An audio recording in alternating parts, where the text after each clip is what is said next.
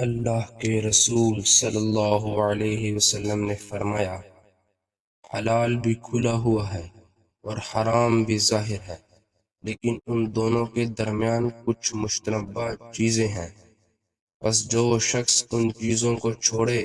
جن کے گناہ ہونے یا نہ ہونے میں کچھ شبہ ہے، وہ ان چیزوں کو تو ضروری ہی چھوڑ دے گا جن کا گناہ ہونا ظاہر ہے، لیکن جو شخص شبہ کی چیزوں کے کرنے کی جرات کرے گا تو قریب ہے کہ وہ ان چیزوں میں مبتلا ہو جائے جو بالکل واضح طور پر گناہ ہے۔ لوگوں، یاد رکھو، گناہ اللہ تعالی کی چراگاہ ہے۔ جو جانور بھی چراگاہ کے ارد گرد چرے گا، اس کا چراگاہ کے اندر چلا جانا غیر ممکن نہیں۔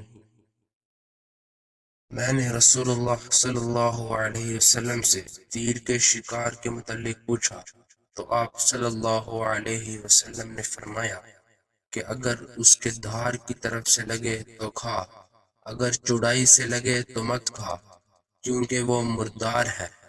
میں نے عرض کیا، یا رسول اللہ صلی اللہ علیہ وسلم،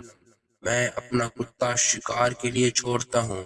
اور بسم اللہ پڑھ لیتا ہوں، پھر اس کے ساتھ مجھے ایک ایسا کتا اور ملتا ہے جس پر میں نے بسم اللہ نہیں پڑھی ہے، میں یہ فیصلہ نہیں کر پاتا کہ دونوں میں سے کون سے کتے نے شکار پکڑا۔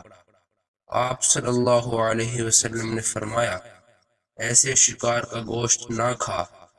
کیونکہ تو نے بسم اللہ تو اپنے کتے کے لیے پڑھی ہے، دوسرے کے لیے تو نہیں پڑھی۔ اللہ کے رسول صلی اللہ علیہ وسلم ایک گری ہوئی کھجور پر گزرے